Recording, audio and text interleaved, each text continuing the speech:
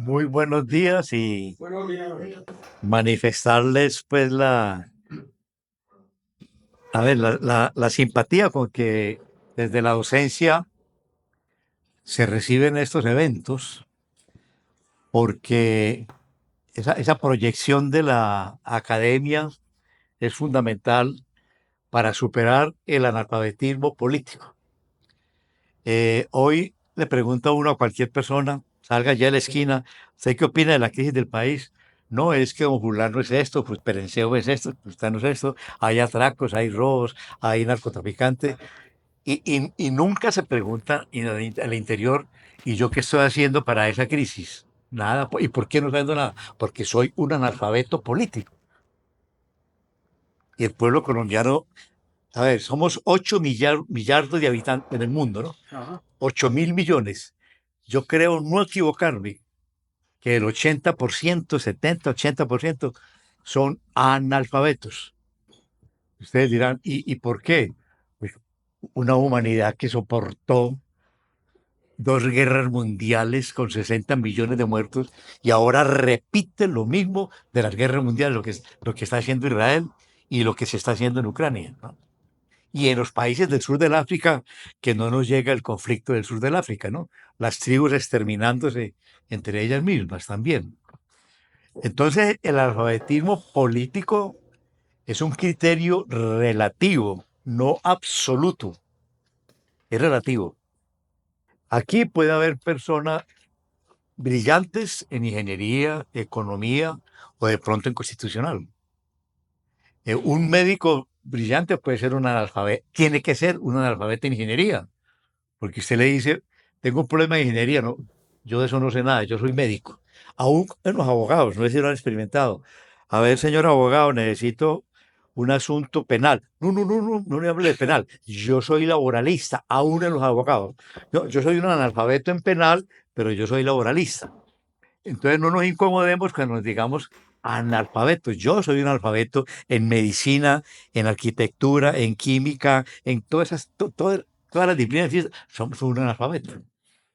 Entonces el analfabetismo es una categoría relativa, pero el único analfabetismo que postra a una sociedad desde su nacimiento hasta su muerte de rodillas es el analfabetismo político. Ese es el que sostiene toda la miseria, todas las injusticias, todas las desigualdades. Alguien decía por ahí que en Colombia no hay que hacer estadísticas para demostrar el grado de analfabetismo de la población. Y como así que no hay que hacer consultas. No, no es sino contar cuántos votan cada año. Analfabetos. ¿Por qué votan? Por una campaña publicitaria. Entre más eficaz sea la campaña publicitaria, va y deposita el voto. No elige. Es muy distinto elegir a votar. Elegir es, por ejemplo, aquí nosotros discutir cuál es el programa que tenemos como agremiación y ese programa que tenemos como agremiación, quién se compromete a hacerlo cumplir ante el Consejo, ante la Asamblea o ante el Congreso. Entonces, no es prudente que yo diga, yo me comprometo, no. Entonces, usted, señor Pedro Ramírez, que has intervenido de una forma muy elocuente, que sos responsable, que conocemos tu ética, vos vas a ejecutar el programa del sindicato para estos 4 años. No, yo no tengo tiempo, no importa que no tenga tiempo. Esa era la democracia griega en Atenas. Hace 2400 años en Atenas, los atenienses se reunían en el ágora. Ágora es un lugar público. La palabra ágora quiere decir lugar público. Y también se traduce el ágora en cabildo abierto hace 2400 años. ¿Y quién lee el 103 para comentarles algo? Artículo 103 De la de la 91. Constitución, sí. De las formas de participación democrática. Mecanismos de participación ciudadana. Artículo 103. Saquemos toda la enciclopedia. Los que no tenemos 113. Constitución, sacamos la enciclopedia. Tenemos en el bolsillo, el celular. Son mecanismos de participación del pueblo en ejercicio de su soberanía. el voto, el plebiscito, el referéndum, la consulta popular, el cabildo abierto, la iniciativa legislativa y la revocatoria del mandato. La ley los reglamentará. El Estado contribuirá a la organización, promoción y capacitación de las asociaciones profesionales, cívicas, sindicales, comunitarias, juveniles, benéficas o de utilidad común, no gubernamentales, sin detrimento de su autonomía, con el objeto de que constituyan mecanismos democráticos de representación en las diferentes instancias de participación, concertación, control y vigilancia de la gestión pública que se establezca. Observen, cabildo abierto era la forma del pueblo ejercer poder económico, poder social y poder político en Atenas hace 2400 años. Recuerden que Alejandro Magno tenía como tutor a Aristóteles. Entonces el imperio de Alejandro Magno venía en decadencia. Entonces Aristóteles le dijo, si gobiernas a tu libre arbitrio, se va a derrumbar el imperio. Vamos a gobernar con constituciones. Y Aristóteles recogió más de 60 constituciones, se fue por todo el Mediterráneo, hace 2400 años le recogió más de 60 constituciones a Alejandro Magno. Alejandro Magno, como toda persona que está en el poder, a mí no me limitan el poder. Despreció las constituciones, cayó Atenas en manos de Esparta y ya vino la decadencia de Grecia. Y después llega Roma para acabar de rematar pues la civilización helénica de Atenas. Entonces miren que hace 2400 años, ¿qué hacía el pueblo definiendo los asuntos de Atenas? Ejercía el poder constituyente primario. Y ahora miren el escándalo. ¿Cómo que proceso constituyente y poder constituyente primario? Miren ahora el escándalo. Y cuando Laureano Gómez, Urdaneta Arbeláez y el papá de Álvaro Leiva, Jorge Leiva, en 1952, en una asamblea constituyente la convocamos, no pasaba nada, ¿no? Y no recuerdan eso. Y no recuerdan que César Gaviria, en agosto de 1990, expidió el decreto 1926 en estado de sitio, él para convocar a una Asamblea Nacional Constituyente. Y ahora se habla de eso, ahora sí es satánico. Hablar, entonces, el analfabeta es positivista. ¿En qué sentido positivista? No se sale del momento que vive ahí. Usted tiene un granito aquí, ese granito aquí vamos a tratarlo. Y no se le ocurre decir, por ese granito necesitamos un examen de sangre. Porque es que ese granito está dentro de un sistema integral que tiene que ver con todo el cuerpo humano, óseo, muscular y sanguíneo. Entonces, que son positivistas, ¿no? Curémoslo aquí. Entonces, se tapa la enfermedad. Entonces, aquí, un pueblo ignorante. Yo creo que hoy en día ya hay gente que está pensando por quién va a votar en el 2026 y no qué va a hacer como poder constituyente primario cuando es yo voy a plantear esto simplemente por el carácter constitucional que tiene ese discurso. Cuando dice, necesitamos un proceso constituyente hacia una Asamblea Nacional Constituyente. Eso es propio de toda constitución. Entonces el alfabeto dice, ¿eso qué será? Comunista, guerrillero, ateo, impío. Ya sabe usted que un periodista hace por ahí un año sobre la casa común del Papa, la encíclica Alabado sea Dios, le pregunta el periodista al Papa Francisco, Papa, ¿usted es comunista? Porque firmó la encíclica de que la tierra es la casa común. ¿El hombre es de la tierra o la tierra es del hombre? Por lógica. ¿El hombre es de la tierra o la tierra es del hombre?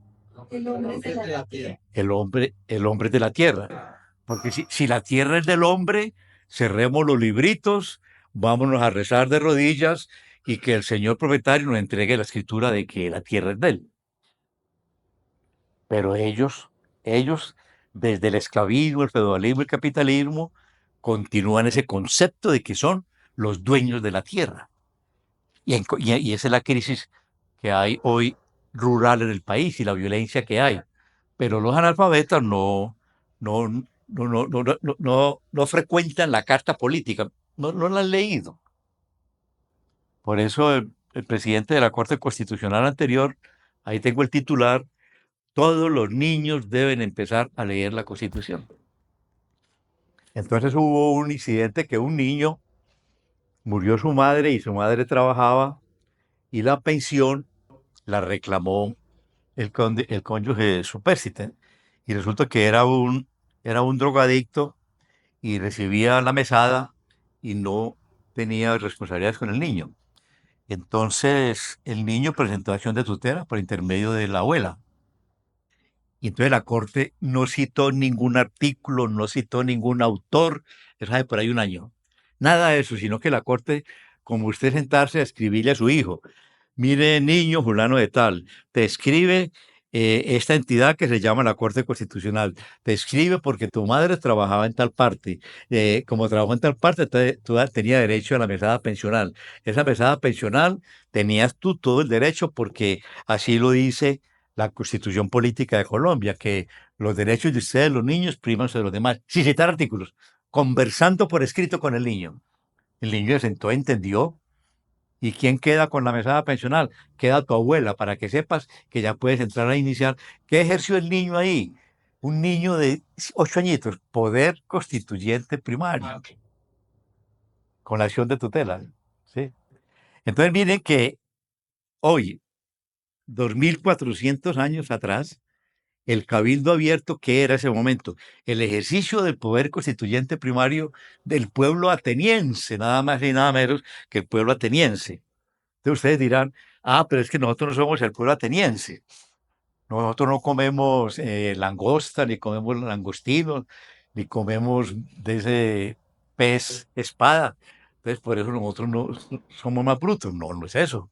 Es que Grecia, como es un archipiélago de islas y está en el Mediterráneo, pues entonces toda la cultura oriental y del norte, del sur de África, entonces tenía que pasar por el Mediterráneo. Al pasar por el Mediterráneo descansaban en una de las islas. ¿Qué hicieron los griegos? Inmediatamente irse con ansias de saber, amor al saber, a conversar con todos esos viajeros. Entonces toda la cultura la fueron recogiendo de todo lo que venía de África y de Asia. Y por eso en Grecia surge la amor al saber. ¿Surge qué? ¿Qué es amor al saber? ¿La qué? ¿Qué es? ¿Cómo llama el amor al saber? Yo amo el saber. Entonces yo soy filósofo porque amo el saber, no porque me gradué en una facultad que antes le distorsiona la filosofía. El sistema educativo hoy en los países colonizados distorsiona. Cuando el pueblo colombiano tome conciencia, va a oponerse a matricular a sus hijos en el actual sistema educativo, porque es un sistema educativo corruptor. Y la gente dice equivocadamente, el sistema educativo en Colombia no sirve para nada. Tremendo error. Sirve para mucho, es muy eficaz. ¿Para qué? Para sostener el modelo neoliberal. La enseñanza al niño, la enseñanza en la universidad. Usted sabe de la acreditación. Entonces, ¿qué es la acreditación? El Banco Mundial controla que los programas académicos no tengan asignaturas que perjudiquen el modelo neoliberal. Entonces, ¿cómo salen los individuos? Por ejemplo, en derecho. El derecho tiene que desaparecer, dicen ellos, en la acreditación. Tiene que desaparecer economía política, epistemología, sociología, filosofía. Entonces, ¿qué abogado sale? Un abogado analfabeto político. Entonces, estos cursos son para formación constitucional. Por ejemplo, este evento de hoy es que químico, industrial, cosmetológico, cosmobiológico, dermatológico. ¿Qué es este acto de hoy? ¿Acto qué? Político. Un acto político. ¿Por qué? Porque estamos aprendiendo, no aprendiendo, sino asimilando el programa constitucional. Y cuando yo aprendo el programa constitucional, ¿qué estoy aprendiendo según el título? Según el título, veamos el título. ¿Qué estoy aprendiendo? De la participación. No, el título de la Constitución. Mire, la carátula. Las formas de No, la constitución política. ¿Qué estamos aprendiendo? Política. Entonces, si aquí hay un directivo alto, analfabeto político, que es muy fácil, ¿y ustedes de dónde vienen? Venimos de una reunión política, fuera, expulsados. Porque él cree que una reunión política es gritar viva Pedro Ramírez, viva Sofía Ramírez, viva Juan Peña, viva fulano, viva. Confunden el proselitismo electoral corrupto, ideológico, dogmático y excluyente con la política. Por eso en el Congreso no hay políticos, hay burócratas, que son fruto del proselitismo electoral. Entonces, tomar una actividad política y saber que tenemos todo el respaldo en el programa constitucional. Entonces, la misma constitución, los constituyentes aprobaron el artículo 40. Lean no más que la primera parte.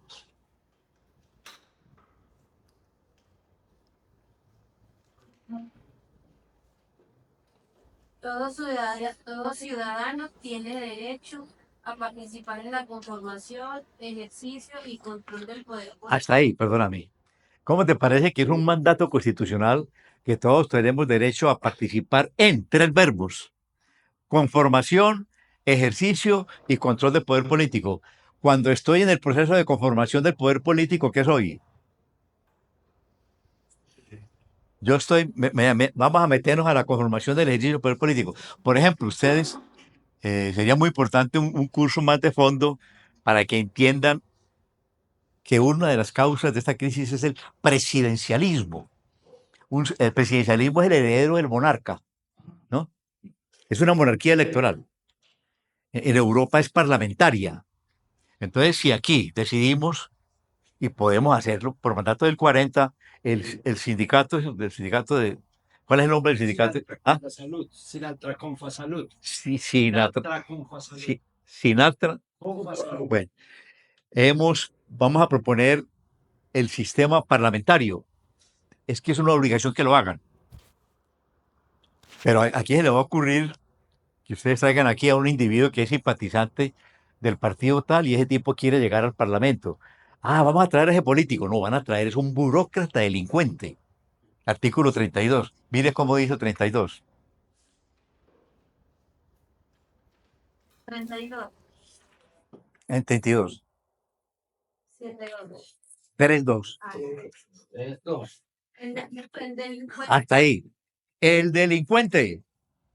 ¿Y ustedes qué dicen cuando 111 congresistas están subyúdice por masacres, por cohechos, por peculados?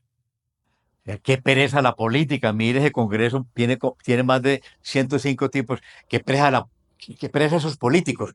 Un pueblo analfabeto que le dice político a un delincuente. ¿Ah?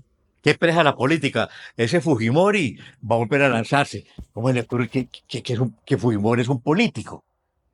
Es un masacrador. Y es un neoliberal confeso. Y mire la hija, enjuiciada ya en el Estado Judicial peruano, ¿no?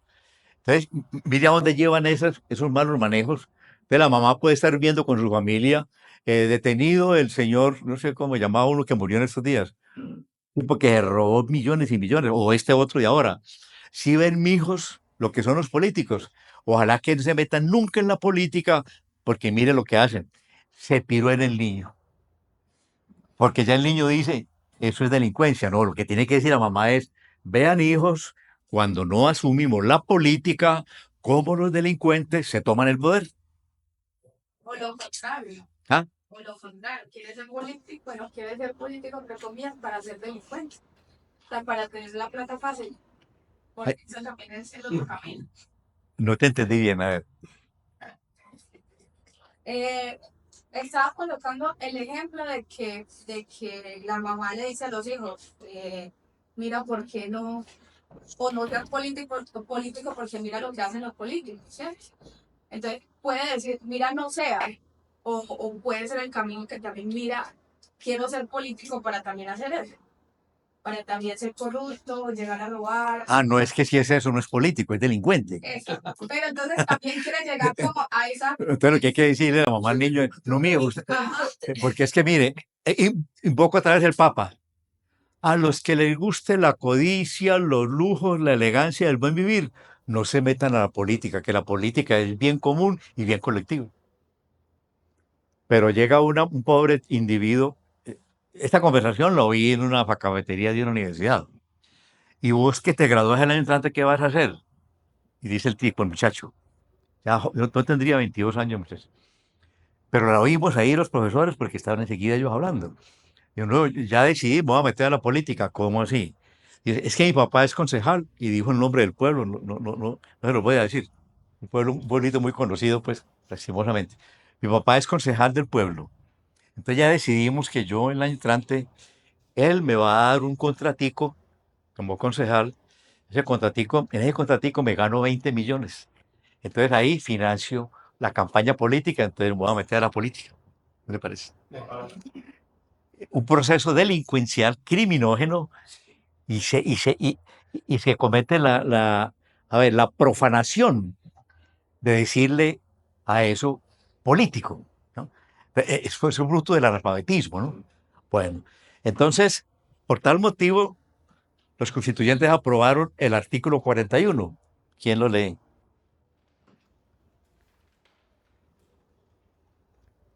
En todas las instituciones de educación, oficiales o privadas, serán obligatorios el estudio de la Constitución y la instrucción cívica.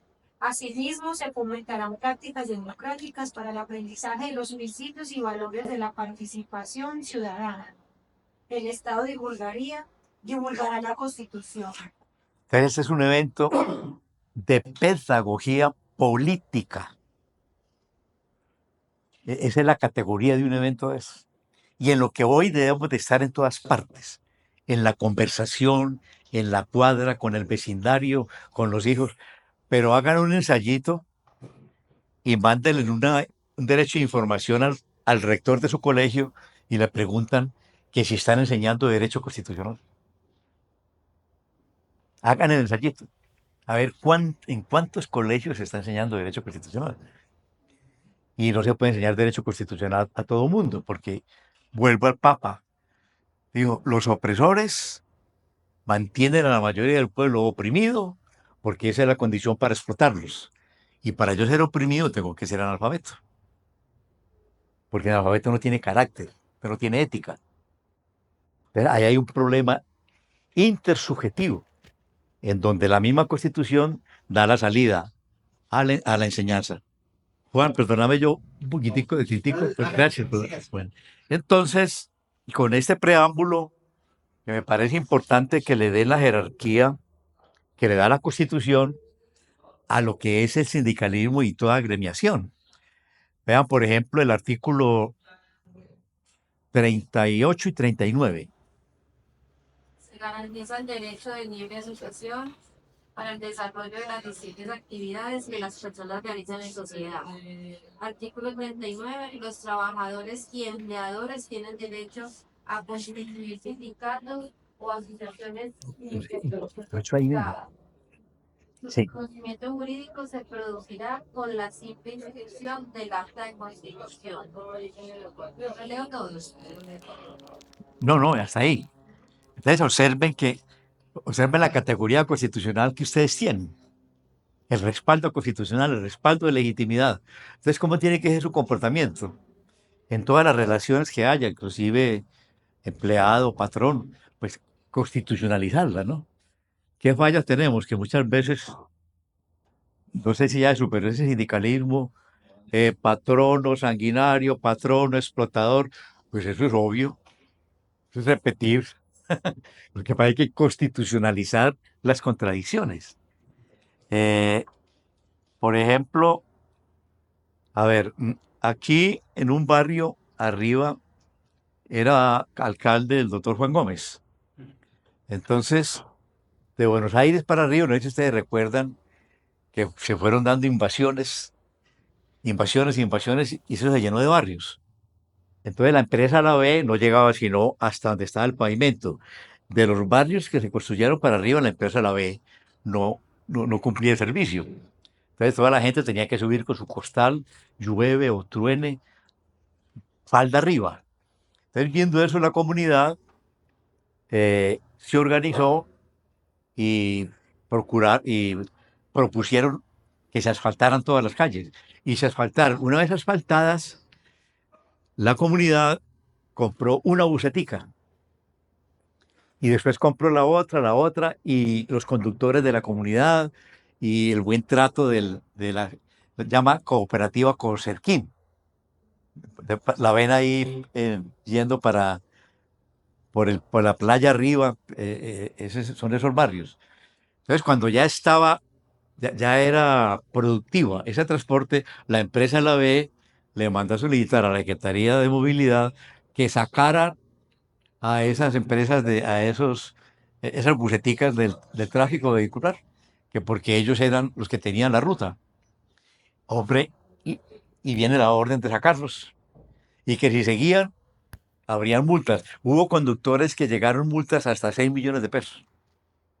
Entonces la comunidad se reunió, una consulta popular, ¿cuál es su transporte? ¿Cocerquín o Empresa La B? Por Empresa La B votarían por ahí 4. Entonces, con el resultado de la consulta popular, pusieron al inspector de policía de testigo, al párroco de testigo, cabildo abierto en la iglesia de ese barrio. En el cabildo abierto invitaron a todo el consejo e invitaban al alcalde, que era el doctor Juan Gómez. No fue sino un concejal, Luis Carlos Díaz. Entonces, testigo de que en el cabildo abierto la comunidad dijo que nuestra empresa es la empresa Cocerquín. Entonces entrega la alcaldía al doctor Juan Gómez, pero siendo él alcalde y propietario del colombiano, tuvo la honradez de publicar todo ese proceso constitucional. Le dieron cabida en el colombiano. Entonces, ¿qué tuvo que hacer Luis Pérez, que lo reemplazó? No sé si recuerdan ese escándalo.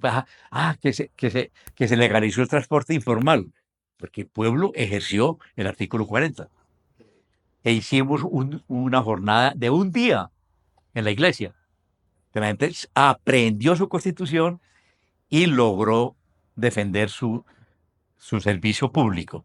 Esos son ejemplos de que la constitución vence.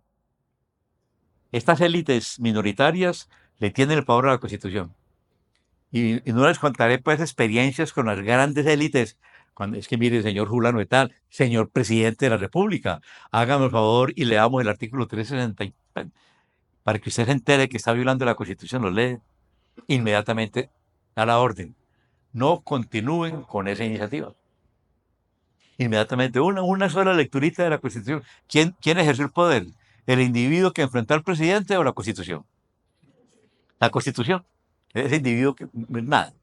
Entonces, nos parece que por eso es importante que ustedes tengan eh, la voluntad de ese ejercicio pedagógico que ordena el artículo 41.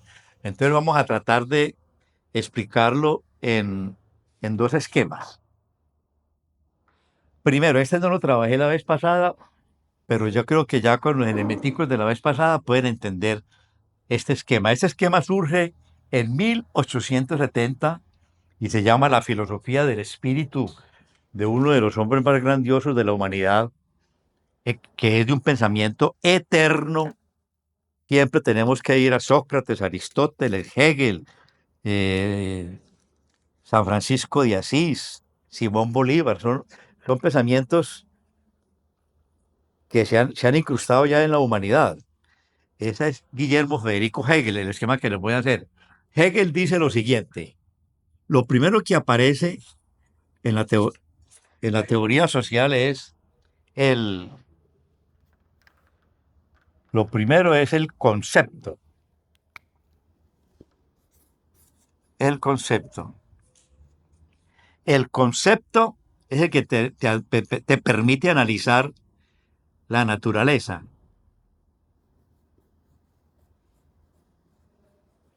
La naturaleza. De tu relación de ese concepto con la naturaleza surge un momento psíquico o psicológico. Pero miren la lógica. Yo pienso en relación con quién. ¿Con qué es lo que primero que veo? Naturaleza. Y esos dos elementos me dan ya una actitud psíquica, cómo me comporto frente a la naturaleza.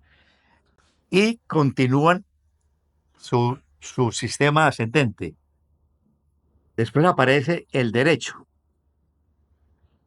porque Hegel está hablando en 1870, ya hay capitalismo, y el derecho es esencialmente capitalista, porque el derecho es la relación de la libertad, la propiedad y el contrato. No hay derecho y no hay derecho capitalista. Ah, que lo otro son normas antes del capitalismo. Entonces, el derecho contribuye a la moral. Los dos contribuyen a la ética. Pero espera que miren que es una secuencia lógica. Eso no hay que grabarlo y no ponerlo lógica. Yo miro la naturaleza, que es la primera relación que tengo. Ese encuentro me da una riqueza psicológica. De aquí aparece el derecho. Entonces mire que el derecho también se nutre de esos tres. Es decir, no hay nada incondicionado en el mundo. Todo en el mundo es condicionado. Decía un filósofo antes de Hegel, que era Emmanuel Kant. Todo es condicionado. Entonces, estos tres me llevan a otro momento de su tríada dialéctica. Arte. Del arte, la religión. Pero no la religión de las estatuas y de los mitos y de los íconos, no. La religión como racionalidad. ¿Cuál es la religión de Hegel? De que yo, frente a ti, tengo que saber que no tenemos ninguna diferencia. Ninguna. Entonces, que esa racionalidad y esa similitud, o sea, sanguínea, muscular que tenemos, es lo que nos hace fraternos. Entonces, nos religamos. Los que han ido a, los que han ido a una penitenciaría, a una cárcel, no sé si le ha tocado la experiencia de que el recluso nunca le dice a uno, regálame 10.000 pesitos o regálame el suétercito que llevas. No, le dice a uno es, páseme la liga, hermano, páseme la liga. Ese es el discurso de la población reclusa. Y tiene su semántica. Liguémonos, no importa que yo esté aquí detenido, no soy nada distinto a ti que no estás detenido. Liguémonos. Esa es la religión de Hegel. No llevarla por allá a un acto de fe invisible, metafísico, que ya también acaba de decir este papa que dejen de creer en infierno, en purgatorio y en cielos, que eso son simbologías. Y por eso hay cristianos que comulgan y uno los ve comulgar y en el día le da a uno vergüenza de lo que cometen. Y hay ateos que son un ejemplo de vida. El mismo Papa Francisco, ¿no? Entonces, mire lo que es la hipocresía. Entonces, la religión no es en esa metafísica dogmática, ¿no? Soy islámico, soy judío, soy cristiano, soy católico, soy mesiánico, nada de eso. Es mi comprensión de que no hay nada que nos separe. Eh, Estos tres me llevan a la filosofía. ¿Qué es la filosofía? Amor al saber. Filo, filo, amor. Sofi, saber. Amor a saber. Eso es la filosofía. No es un grado en una facultad de filosofía. ¿Qué enseña en una facultad de filosofía? Biografías de filósofos. El tipo sale graduado de filósofo. ¿Y qué vio? Biografía de filósofos. Pero no asumo una postura filosófica. Por ejemplo, no sé si han conversado con los más llamados y tristemente llamados habitantes de calle, ¿no? Dice que habitante de calle. No le dicen desarraigados porque está prohibido por la Constitución el desarraigo. Entonces, para eludir esa responsabilidad, no, el habitante de calle, él decidió ser así. Pero si han conversado con una persona de estas, observará toda la filosofía que tiene él de vida. Un campesino que ni siquiera sabe leer y escribir, pero siente usted a conversar con él en qué consiste la producción, qué papel juega la papa, cómo se siembra y por qué al lado del maíz o por qué no al lado del maíz. Toda una concepción filosófica que se le ha dado la naturaleza. Entonces, este momento de Hegel se llama el espíritu subjetivo. Este momento se llama el espíritu objetivo.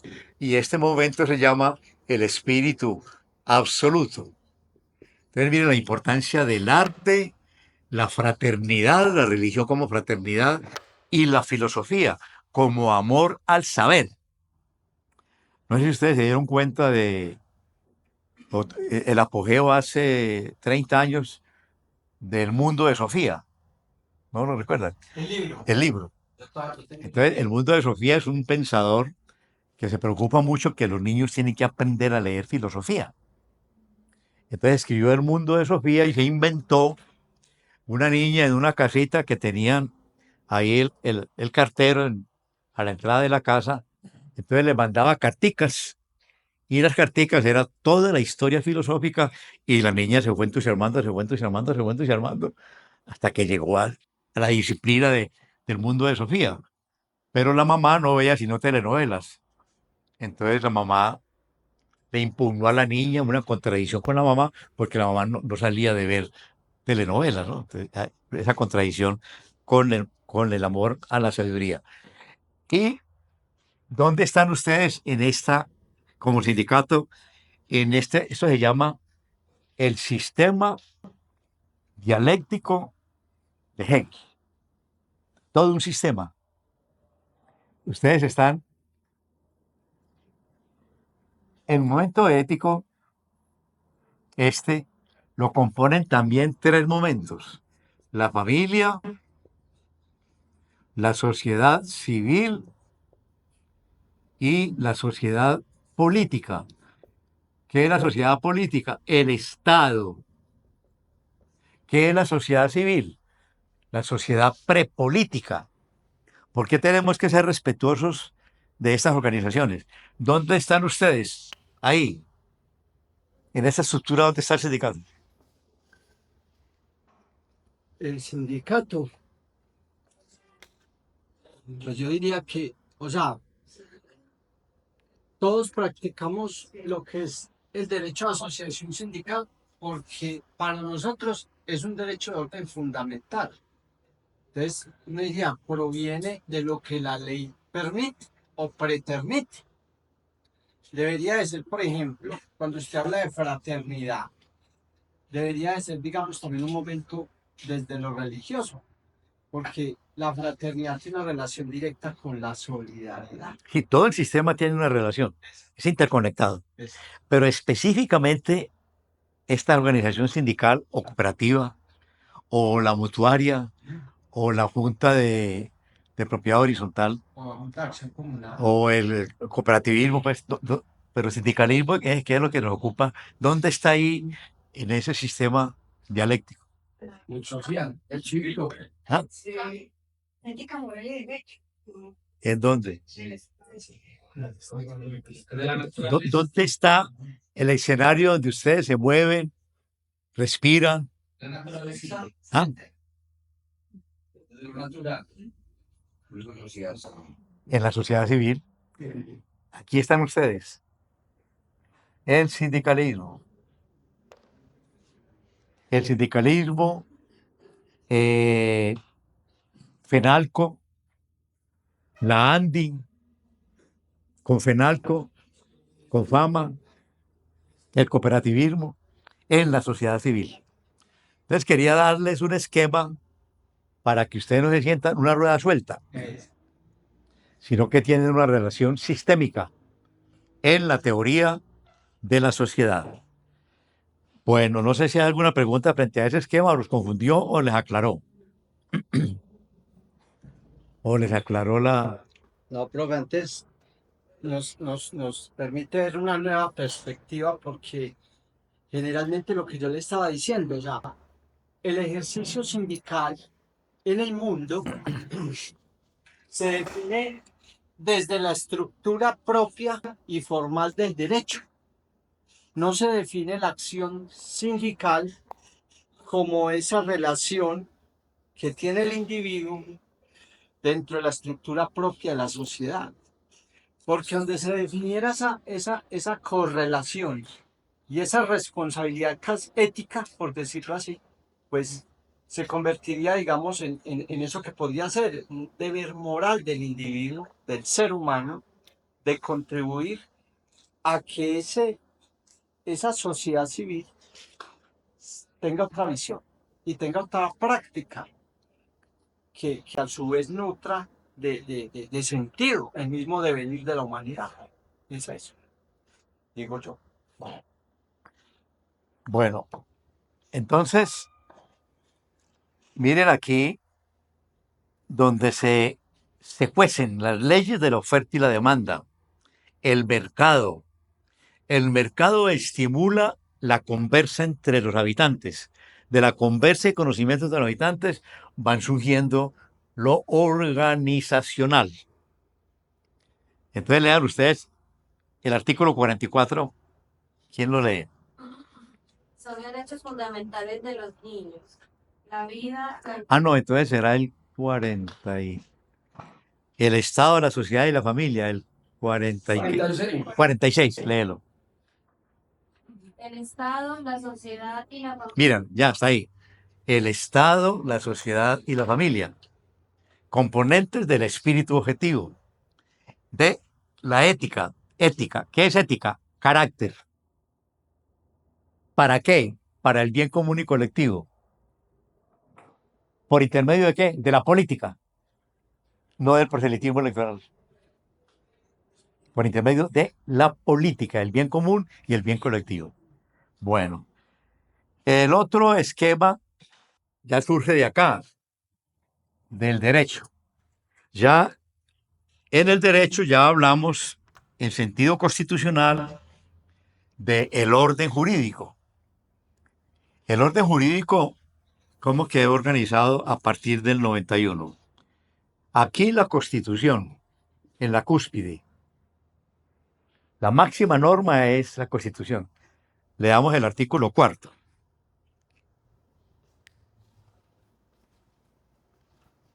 Cuarto. La Constitución es norma de normas. En todo caso de incompatibilidad entre la Constitución y la ley u otra norma jurídica, se aplicarán las disposiciones constitucionales. Es deber de los nacionales y de los extranjeros en Colombia acatar la Constitución y las leyes y respetar y obedecer a las autoridades. Entonces ustedes, después de un curso de estos, pues, yo estoy hablando del curso que se da en primer semestre de Derecho, de Ciencia Política o de Sociología. Ya cuando lean el artículo 4, tienen que hacer el imaginario de que nos estamos refiriendo a la cúspide de la pirámide jurídica, que es la Constitución. ¿Qué hay debajo de la Constitución? Leyes constitucionales. ¿Cuál es la otra jerarquía más debajo de las leyes constitucionales? Las leyes estatutarias. ¿Qué diferencia hay? Leyes constitucionales, las que aprueban tratados internacionales. Entonces, como no aprueban tratados internacionales, ya nos vamos a invertir la pirámide porque ya ese derecho internacional prima sobre el derecho interno. Léase el artículo 93.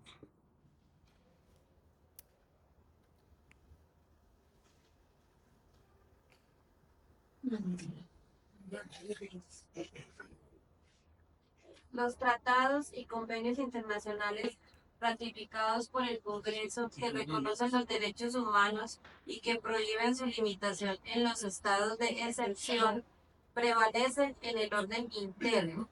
Los derechos y deberes consagrados en esta carta se interpretarán de conformidad con los tratados internacionales sobre derechos humanos ratificados por Colombia. Mire, esto es importante que lo tengan en cuenta. Ustedes en el proceso de paz en La Habana oyeron permanentemente hablar del bloque de constitucionalidad. ¿Qué es el bloque de constitucionalidad? Que la Constitución se vincula con el derecho internacional, dándole primacía al derecho internacional en materia de derechos humanos. Ah, pero es que es en materia de derechos humanos. Sí, es que los derechos humanos son la esencia del Estado Social de Derecho. Profe, esta semana que leí el comunicado de la Corte declarando la exequibilidad de una demanda de constitucionalidad que existió o que existe en torno a eso de los pactos colectivos y de las convenciones colectivas en las empresas donde hay sindicato, me recordaba mucho su teoría porque Algún momento, alguna vez el profesor de Derecho Constitucional decía, y le escuchaba yo mencionar, de que a pesar de que el artículo 93 consagraba la primacía del derecho internacional sobre el derecho propio, el Estado también tenía esa facultad de decidir a qué se acogía. Y no sé si yo creo que estoy confundido, pero su orientación me puede servir en el entendido de que la Corte, por ejemplo, en el acápite o en el comunicado que saca por el tema de la sentencia, declarando la exequibilidad de esos dos artículos, dice que para ella las recomendaciones de OIT no todas ostentan el carácter de vinculatoriedad de los convenios que tiene suscritos el Estado colombiano. Entonces ahí hay una paradoja frente al tema del cumplimiento del derecho internacional por parte del gobierno colombiano. ¿Esa concepción de la Corte es filosófica o ideológica? Para mí es ideológico. Ideológica. ¿Qué es la ideología? Pienso, actúo para unos intereses. Es una corte ya neoliberal. Ya es una corte cooptada por el modelo neoliberal. Por allá aprobó un sindicato hizo una asamblea y detectaron un miembro de eso, eso es por ahí 15 años, ¿no? Y detectaron un miembro de organismos de seguridad, no sé si F2 o B2, tomándole fotos a los líderes sindicalistas en la asamblea. Entonces los trabajadores demandaron y en acción de tutela que se confirmara que esa actitud de los organismos de seguridad era una infracción a el derecho fundamental que hay en el sindicalismo. Y la Corte dijo que sí, que el Estado tenía derecho a esas medidas de seguridad. Entonces esa decisión fue ideológica o filosófica. Entonces ahí la OIT no puede entrar ¿Ah? a castigar o a... Lo que pasa, Lucero, es que vean, la OIT es un organismo tripartito, tiene organismos dentro de su misma organización. Entonces los estados, partes, han determinado en su asamblea y en su tema de constitución, porque la OIT tiene una constitución propia, que algunas de las disposiciones que ellos dan para los países son vinculantes. ¿Qué quiere decir vinculantes? Obligatorias. Más otras no lo son. Entonces, ahí hay una ambigüedad. Porque uno dice, bueno, si yo doy una recomendación sobre jornada de trabajo, y esa jornada de trabajo está cimentada en un convenio que es el número 1 de 1930, porque por otro lado yo doy una recomendación y el Estado no me cumple frente a lo que está postulado en la misma Constitución de OIT? Que los Estados, como nosotros los trabajadores no tenemos esa suficiente fuerza política dentro de esa institución multilateral, entonces existe la ambigüedad y así se ha comportado históricamente desde que surgió paralela a la ONU, 1948, no estoy mal. Entonces, con esa ambigüedad lidiamos los trabajadores. Entonces, en los países donde tenemos el establecimiento de derecho constitucional, digamos, más protector, deberíamos de tener estructuras como las cortes, por ejemplo, que protegieran cuando el Estado quiere dejar de lado, sacar la espalda frente al cumplimiento de la normatividad internacional. Pero eso no pasa. ¿Por qué no pasa?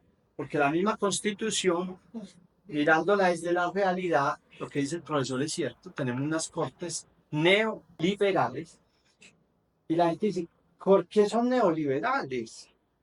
Pues porque los magistrados provienen de la academia, pero no de la academia que tiene esa filosofía de proteger lo que está en esta carta política diseñada por el constituyente de 1991, sino que esos constitucionalistas provienen de la academia del mundo neoliberal y los eligen actores neoliberales. La Constitución lo tiene establecido así. ¿Quién elige los magistrados? Los magistrados son cuotas políticas, son cuotas burocráticas, no políticas. burocráticas. No, No digo políticas cuando se hace un ejercicio de política interesante. Cuando la Corte hace un ejercicio consciente, consecuente de política, uno dice son actores políticos. Pero cuando la Corte se porta con líneas ideológicas que se apartan del reconocimiento de garantías de orden fundamental, cimentadas en el derecho internacional, uno dice, se convierten en burócratas que el mismo Estado elige para reafirmar los intereses particulares de las minorías, de los cuales nos hablaba el profesor Asensio. Adelante, pues. muy bien. Bueno, entonces, una novedad.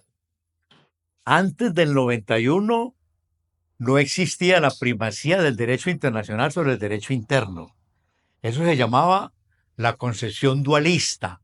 El Estado tiene la discrecionalidad de firmar una norma de derecho internacional, pero él aplica cuando, perdónenme la expresión, cuando se le dé la gana o cuando no. Eso se llama la concepción dualista.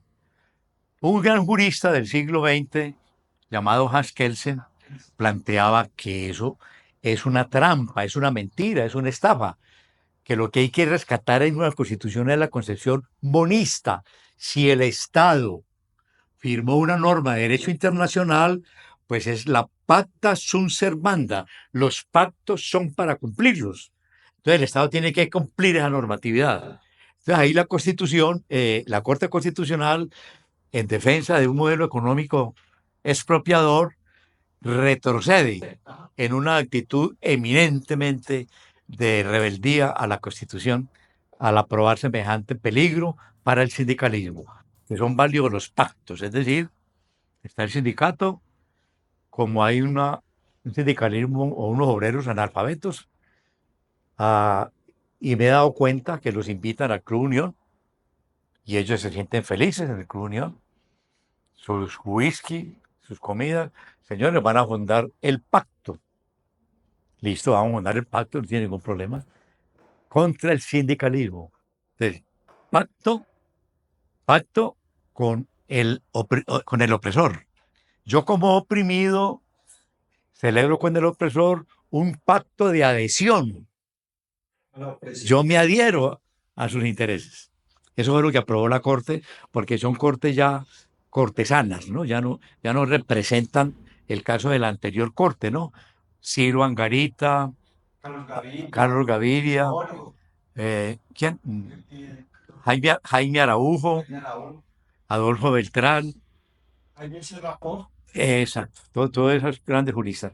Entonces, miren, y debajo están las leyes ordinarias, debajo están los decretos leyes, debajo están las sentencias de los jueces, y la última norma es el contrato entre las partes, el orden jurídico. Esa bolsita de leche que usted compra está vinculada al orden jurídico, porque esa bolsita de leche es un contrato. Él le da la leche, usted le da... ¿Cuánto está valiendo ahora? ¿Cómo es? ¿Cuánto es? Bueno, 3.910 colombianos. bueno. Entonces usted, hay una oferta y una demanda que tiene que respetar todo lo que ordena el orden jurídico respecto a valores. Entonces, miren aquí la estructura. Aquí la Constitución y prima el derecho internacional. ¿Qué prima? La Carta de la ONU.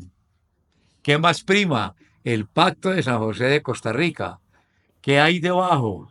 Los convenios de Viena contra la tortura. ¿Qué hay debajo? La no discriminación de la mujer, la no discriminación racial, los derechos del niño, el pacto de la biodiversidad, los tratados de la OIT y la Corte Penal Internacional de Roma. Todo este es el derecho internacional humanitario que ha producido la humanidad, no los poderosos. Ese derecho internacional humanitario es fruto de los humanistas, los filósofos, los sociólogos, los académicos, la lucha obrera, la lucha de la mujer, la lucha campesina, la lucha de los países colonizados. Entonces aquí quedó la estructura.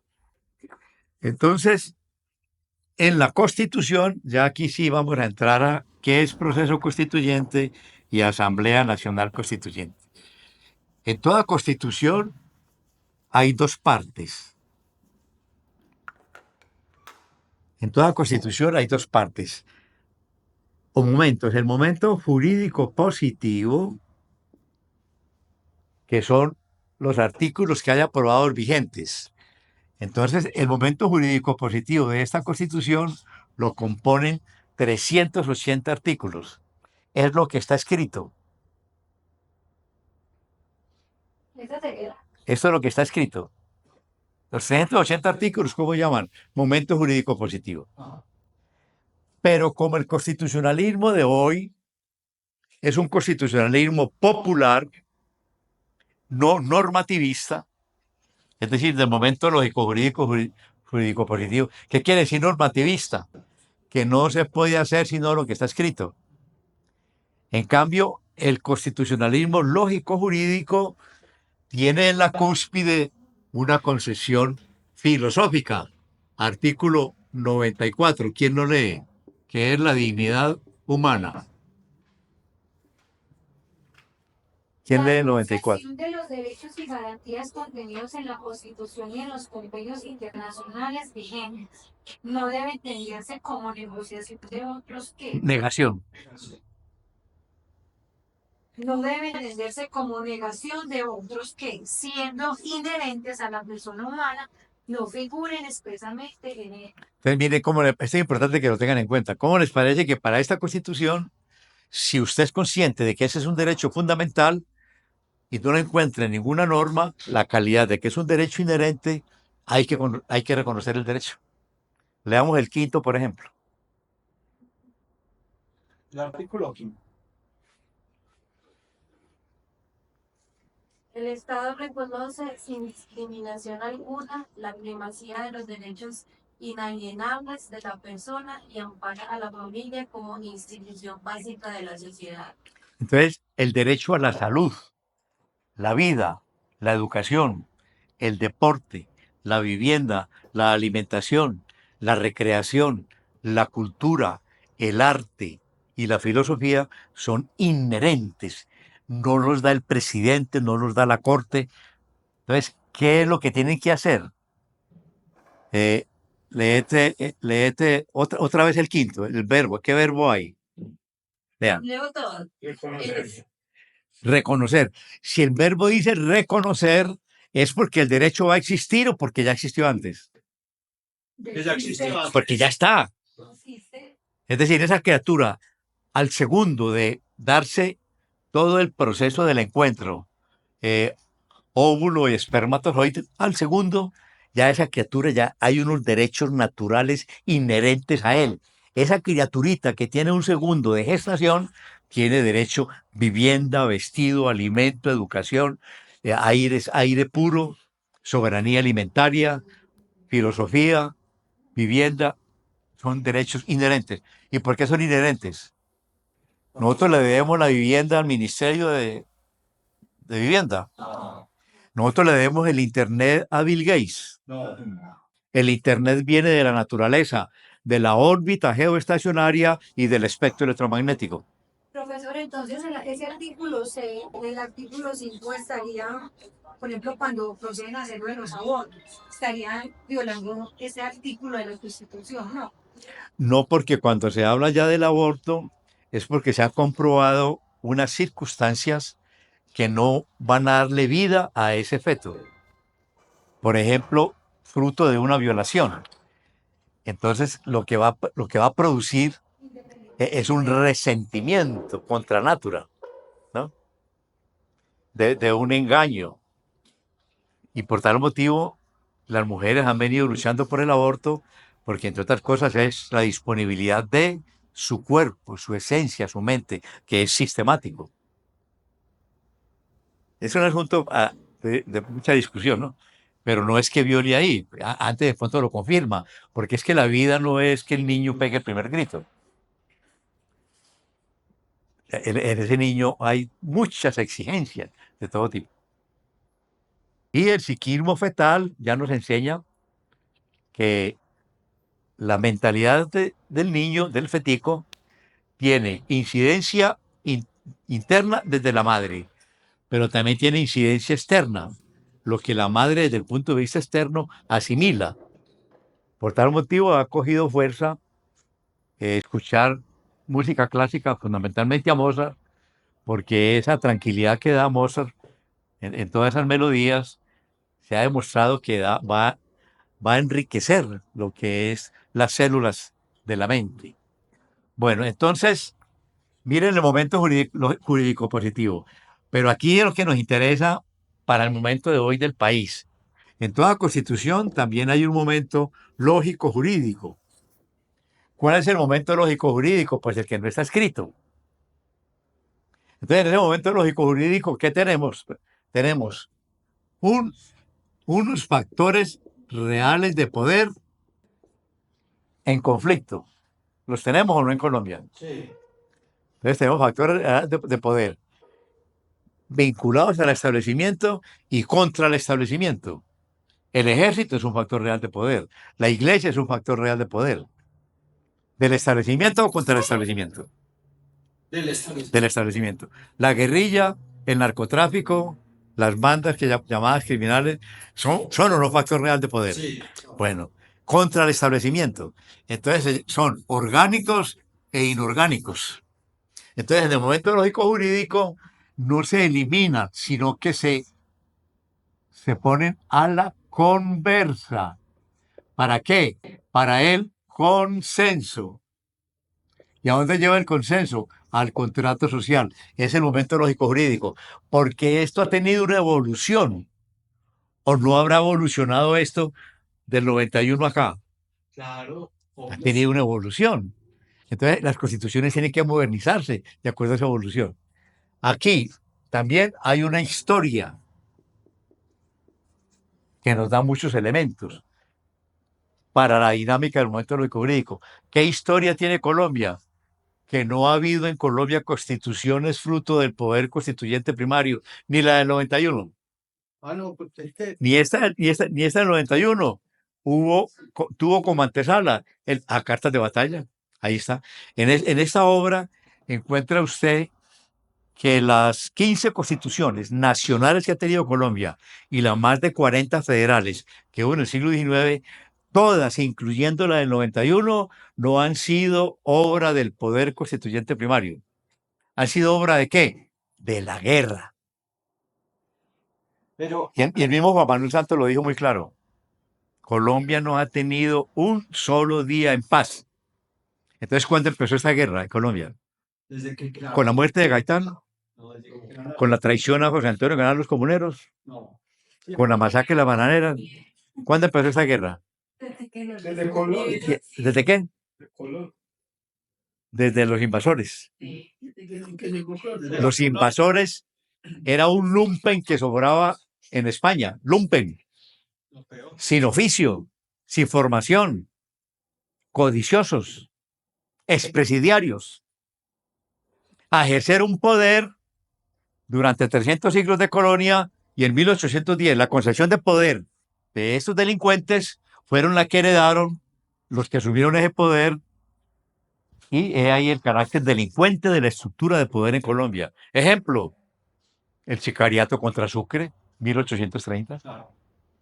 La tentativa de homicidio al Libertador, septiembre de 1828. Y continúe con la guerra. Continúe con todas las... Constitución de 1811. Primera en marzo, centralista. Segunda en noviembre, federalista. En esos mesecitos, una guerra de los centralistas contra los federalistas.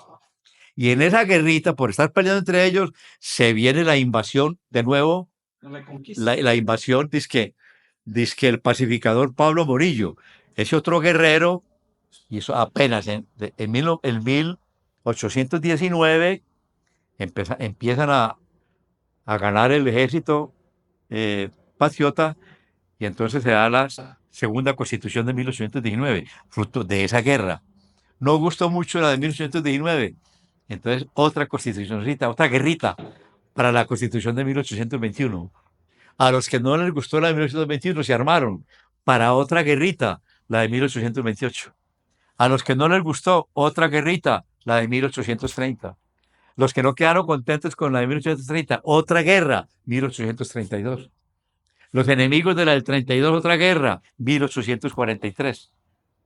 Los enemigos de esa otra guerra, 1853, 1858, 1861, 1863, la de Río Negro, de estirpe liberal. Y fue la única que duró 23 años. Entonces, en 1885, Rafael Núñez, que era liberal, se mete a la guerrilla. Si ustedes leen la prensa de 1885, la prensa dice, otro robo del guerrillero Rafael Núñez. Se le robó 30.000 pesos al Banco Agrario. Y ese guerrillero Rafael Núñez lo cantamos todos los días a las 6 de la mañana y a las 6 de la tarde. Oh, gloria inmarcesible, fue escrito por un guerrillero en el poder. Pero como un país que no conoce eso. Entonces todo el mundo es guerrillero, todo el mundo es comunista, todo el mundo es narcotraficante. Profe, Porque la estructura, no hay sociedad civil, lo que le demostré en Hegel. No hay sociedad civil. En Colombia hay sociedad sicaria. Asesinado a fulano de tal. ¿Y quién era ese? Era gerente de un banco. Ah, yo no soy gerente de un banco. Bien muerto. Asesinado a fulano de tal. ¿Quién era ese? Era un dirigente sindical. Yo no soy dirigente sindical. Un muerto. Absuelven al sicario. Esta sociedad absuelve al sicario aplaude al sicario. y condena a la víctima. Por eso la guerra está en la sociedad anárquica, no en el fusil. La lengua viperina, el chisme de la sociedad del barrio es la que sostiene la guerra, porque un fusil no es tan peligroso como una lengua viperina. Un fusil le da al que dispara, pero una lengua viperina destruye toda una cuadra, la amistad de una cuadra, o destruye el ambiente familiar, que es lo que predomina en Colombia desde las altas esferas del Estado. No miren sino el último debate entre Biden y Trump. Parecían dos comadrejas, y llegaron al ridículo de decirle, es que usted no sabe meter la bola de gol. Es que es una vergüenza la calidad mental de la gente que está en el poder. No solo aquí, sino en todo el mundo. Ineptos. Estos congresistas norteamericanos no tienen visa, no tienen pasaporte, no conocen el mundo, solo se sientan en la curul. Es que van a saber de cómo es el desarrollo de una sociedad. Entonces miren el momento lógico-jurídico, la parte histórica. ¿Qué más hay en el momento lógico-jurídico? ¿Cuál es la institucionalidad que vamos a discutir? Ejemplo, el presidencialismo en Colombia colapsó. Entonces vamos a discutir parlamentarismo. Vamos a discutir qué más. Por ejemplo, en el órgano legislativo. ¿Cómo es que en el órgano legislativo, no sé si leyeron ayer la entrevista al presidente del Congreso, ¿no? Del Senado? ¿No lo leyeron? Vea, Lo dijo sin no se puso colorado, con mucho orgullo. Yo llevo 9 periodos, 36 años, un individuo enquistado en el Congreso contra un pueblo. Es un pueblo muy ignorante que sostiene un burócrata 9 periodos. Eso es una vergüenza. Y el anterior, ¿cómo era que llamaba? Gerlein Echavarría, creo que fueron 50 años. era tranquilo. ¿Y cuál es la ignorancia de un pueblo, de un individuo de eso? Entonces, ¿qué necesitamos? Que el máximo de periodo legislativo sean 4 años no reelegibles. Necesitamos, ¿no?, una constituyente. Entonces, cuando pasemos esta dinámica, estamos en un proceso constituyente para llegar a conformar ¿qué? El órgano superior del Estado, que se llama Asamblea Nacional Constituyente. Profe, Entonces, esto hace parte del proceso constituyente en que estamos. Entonces, ¿qué discute una Asamblea Nacional Constituyente? Pues, ¿cuál va a ser la Constitución? ¿Y qué hay que discutir? El contenido de la Constitución, filosófico y orgánico.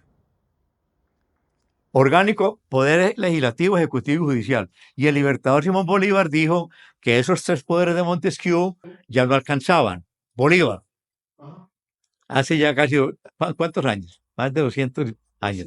Entonces Bolívar decía, hay que crear un poder electoral y un poder fiscal popular. Poder fiscal popular lo compone Contraloría, Procuraduría y Defensor del Pueblo, ¿no? Y un poder electoral que no dependa de la burocracia ¿Por qué un individuo puede quedarse 9 años en nueve periodos?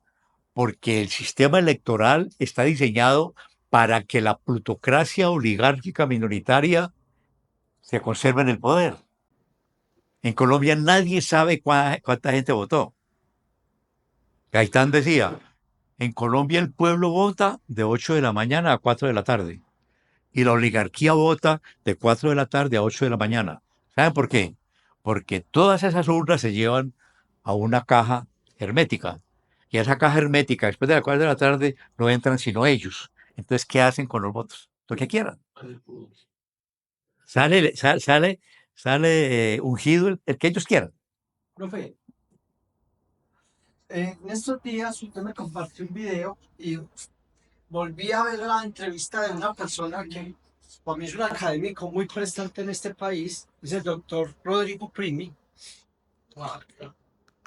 Y el doctor Uprimi, con toda esa vasta experiencia que tiene junto, por ejemplo, con el doctor Mauricio García Villegas, uno lo escucha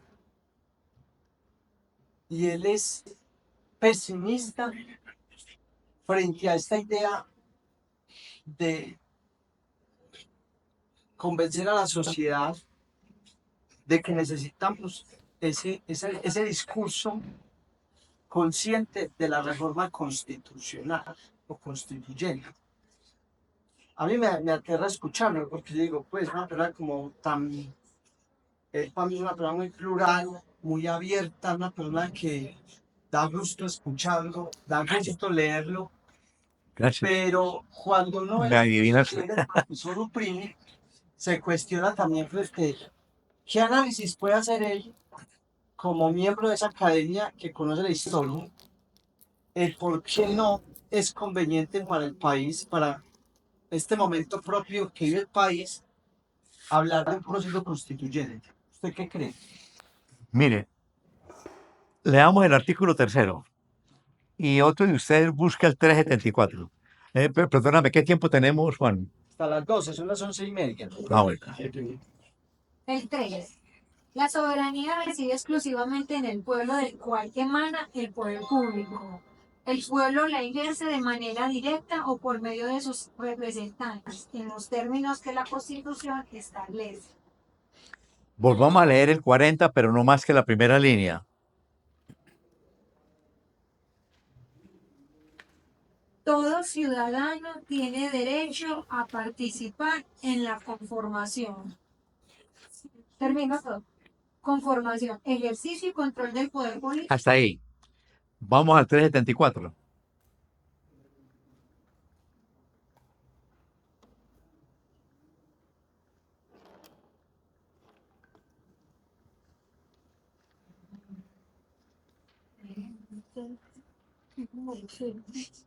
La constitución política podrá ser reformada por el Congreso, por una asamblea constituyente o por el pueblo mediante referéndum.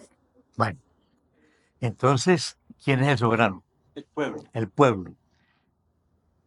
Si el pueblo es el soberano es porque es el poder constituyente primario. ¿Cómo se traduce? Que el pueblo es el primero que constituye poder. Ajá. ¿Y qué dijo la Sala Constitucional de la Corte Suprema de la anterior Constitución? Dijo, el decreto del presidente, ojo pues porque nos va a preguntar ahora, frente a este problema de fondo, ¿qué posición está tomando Uprimi? Y Uprimi viene de los sectores populares o de las élites de juristas. Uprimi es un hombre de los sectores populares o de las élites de juristas. De las élites. De las élites de juristas. Entonces no le alcanza la mente para pensar en el pueblo. Una actitud democrática fría, formal, de dermatología. Por algo escribe en un periódico de la oligarquía, en un periódico del neoliberalismo, por algo escribe. Ah, no, que es que él se opone al presidente anterior. Es que obvio que era notorio que era una infracción de la Constitución. Entonces, ¿dónde está el tercero? ¿En qué título está? El título 1. Título. Trajiste la Constitución derogada. Aquí está en internet. Bueno, de los principios Está en fundamentales. el título 1, el artículo 3. Pero me está preguntando el 86. No, a ver, el artículo tercero, ¿en qué título está? En el 1. En el 1. ¿Cómo llama el título 1? De los principios fundamentales. Entonces, la soberanía popular es un principio fundamental.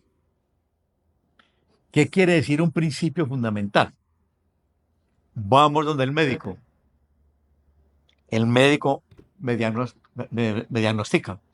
Hombre, empecemos con 10 inyecciones de penicilina. ¿Qué quiere decir? ¿Qué quiere decir esa expresión del médico? Que por principio mi salud depende de 10 inyecciones de penicilina. ¿Listo? Por principio. Y eso es fundamental porque es el fundamento de la salud.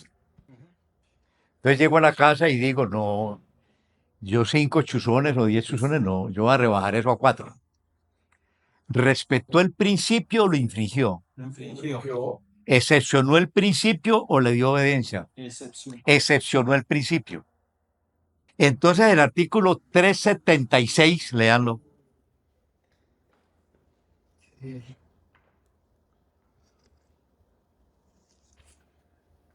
Reforma de la Constitución por la Asamblea Constituyente. Artículo 376. Mediante ley aprobada por mayoría de los miembros de una y otra Cámara, el Congreso podrá disponer que el pueblo, en votación popular, decida si convoca a una Asamblea Constituyente con la competencia, el periodo y la composición que la misma ley determine. Se entenderá que el pueblo convoca a la Asamblea si así lo aprueba, cuando menos una tercera parte de los integrantes del censo electoral. La Asamblea deberá ser elegida por el voto directo de los ciudadanos en acto electoral que no podrá coincidir con otro. A partir de la elección quedará en suspenso la facultad ordinaria del Congreso para reformar la Constitución durante el término señalado para que la Asamblea cumpla sus funciones. La Asamblea adoptará su propio reglamento. Ese artículo es obediente al tercero o se aparta del tercero y del 40. Es obediente. Ese artículo le obedece al tercero. Sí. Es decir, ese artículo desarrolla el poder constituyente primario. Sí. El Congreso es poder constituyente primario o derivado. Derivado. Entonces, si es derivado y pone condiciones, ¿está respetando el tercero o lo está infringiendo? Está infringido. Lo está infringiendo. Entonces, cuando usted se aterra, bueno, tener a Uprimi al frente y decirle, a ver, maestro, usted que fue profesor de Derecho Constitucional y magistrado auxiliar de la Corte, entonces usted que ha aprendido Derecho Constitucional. Si el artículo tercero es un principio, no se puede excepcionar. Y entonces, ¿por qué el presidente César Gaviria dicta el decreto de estado de sitio, decreto 19-26 de agosto, y dice, se convoca a una Asamblea Nacional Constituyente? ¿Por qué? ¿Por qué Laureano Gómez, Jorge Leiva y Urdaneta Arbeláez se reúnen los tres en 1952 y convocan a una Asamblea Nacional Constituyente cuando el artículo 218 de la derogada, ¿lo buscas fácil ahí o no? Sí. Veamos la derogada del 218. 2018.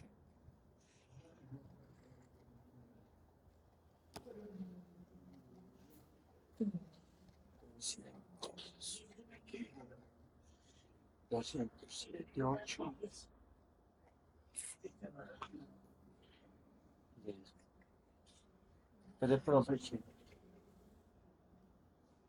1886. Profe, aquí me aparece solo hasta el 210.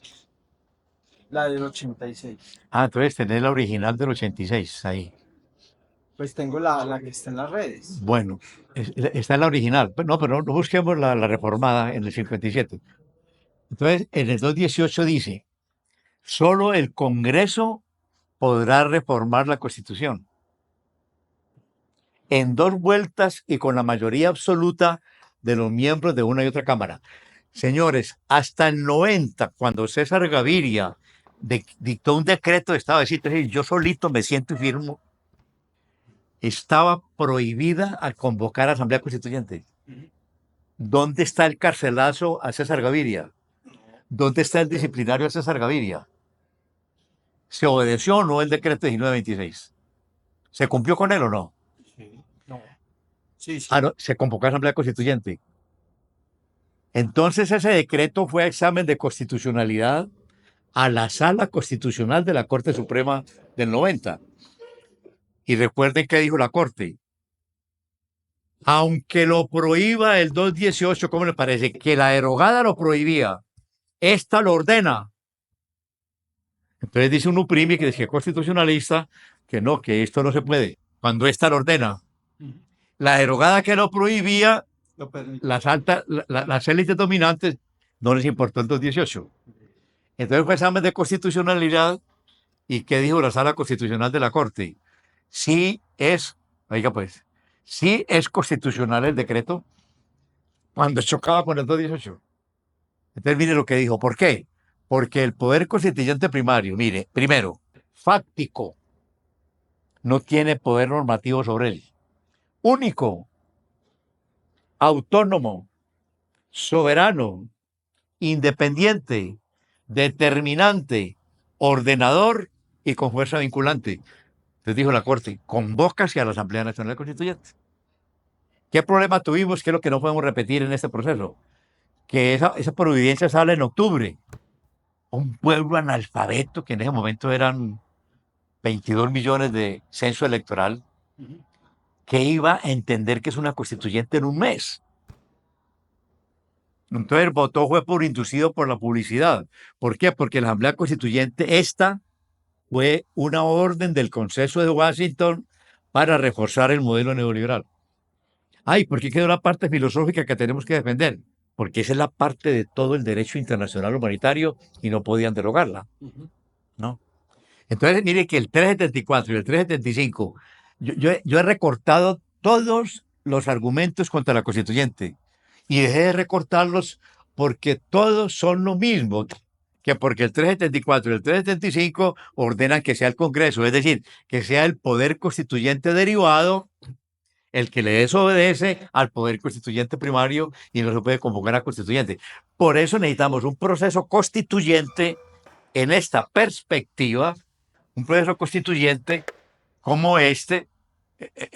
Puedo informarles que de parte mía he asistido a, creo que lo dije la otra vez, en La Estrella, fundándose la Escuela de Formación Política, Copacabana, Envigado, La Ceja, voy para Bello la semana entrante.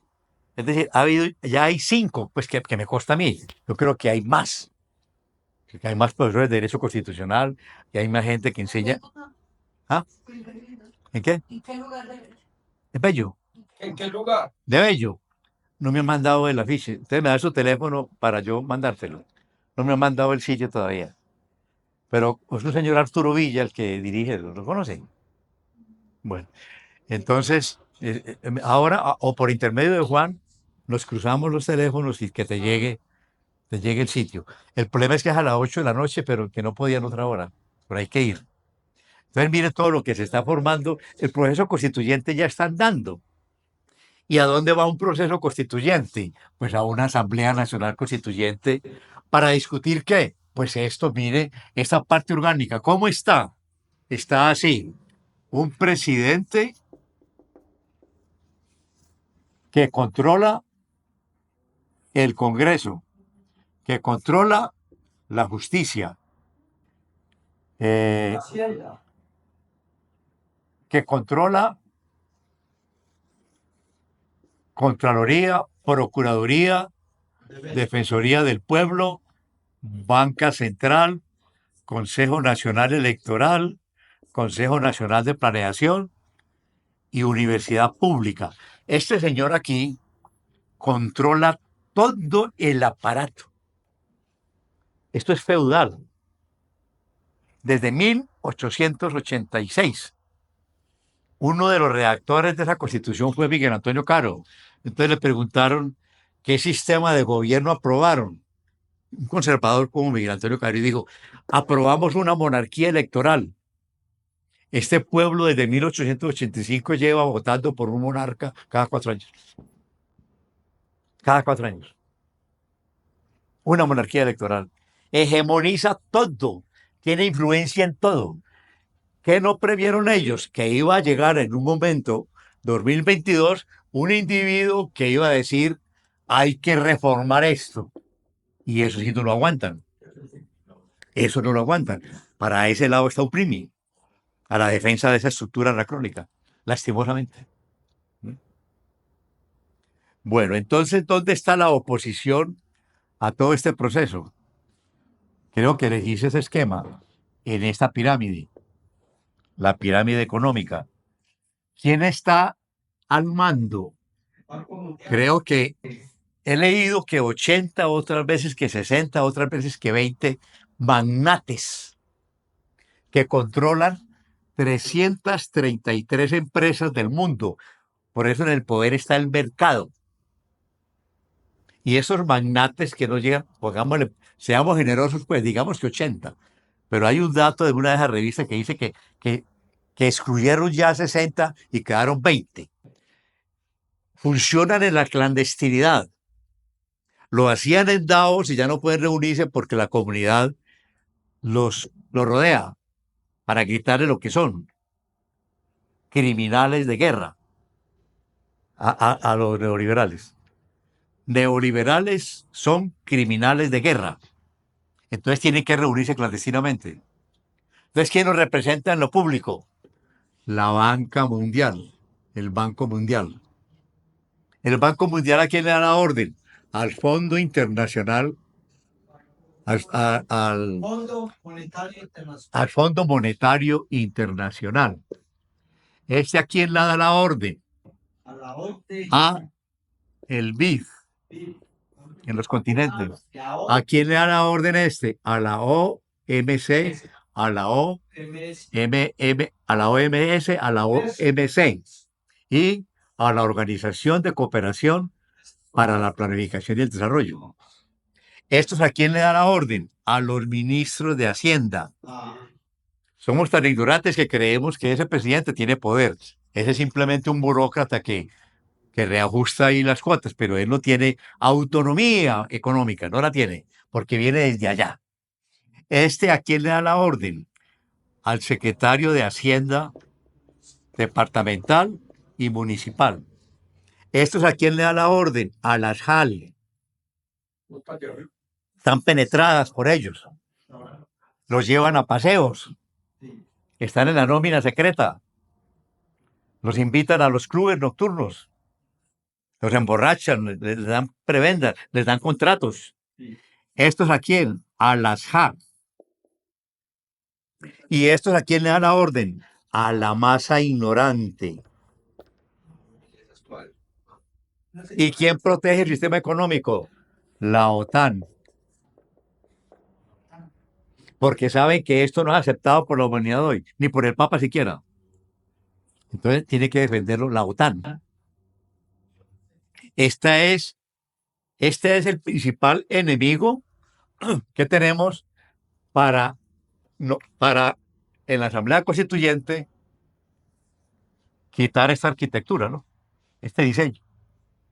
¿A través de qué? De un proceso constituyente ¿en qué consiste? En aprender la Constitución, sus valores, sus principios, sus derechos, sus garantías, y participar en una relación pedagógica con el conjunto de una masa analfabeta. Bueno, más o menos, no sé si quedó resumen claro, Sí. para que demos campo a las preguntas, inquietudes e intervenciones de ustedes.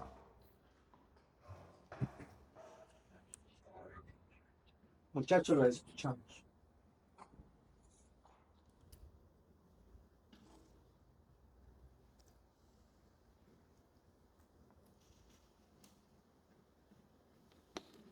¿Qué no les quedó claro? ¿En qué no están de acuerdo?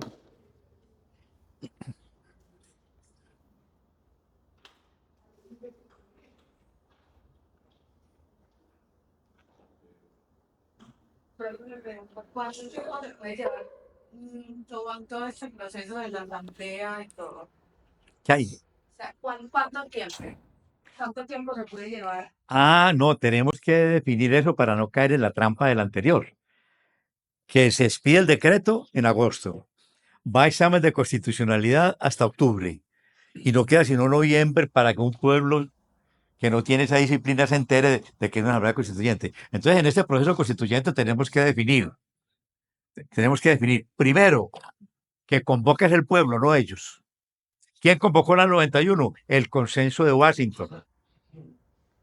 ¿Y qué dijeron? Que no convoque a una asamblea constituyente nadie del Estado, porque eso es una manada de corruptos, el consenso de Washington.